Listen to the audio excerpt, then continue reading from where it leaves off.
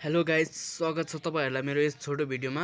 हजुरहरूले भन्दै हुनुहुन्थ्यो युट्युब च्यानलमा कसरी स्क्रिनशट लाइभ बस्ने भनेर सोध्दै हुनुहुन्थ्यो। त्यसपछि म जाँदैछु युट्युबमा गएर हजुरहरूले प्लसको बटनमा थिच्नुस्। त्यसपछि यहाँ लाइभ देखाउँछ र यो तपाईहरुले यो पेन जस्तोमा थिच्नु होला र यहाँनिर जानुस्। यहाँनिर एउटा केही न केही टाइटल राख्नै पर्छ है सबैजनाले। सो यहाँ एउटा टाइटल राखौं। मैले एकछिनको लागि ल हेलो राख्दै, हजुरहरूले जे पनि राख्न सक्नुहुन्छ। त्यसपछि तल जाने, तल गएर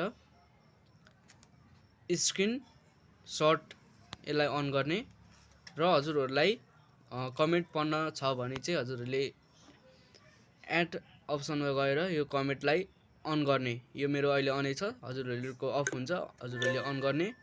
त्यसपछि नेक्स्ट गर्ने, हजुरहरूले यहाँ तल अप्सनमा थिचेर फेरि नेक्स्ट गर्ने।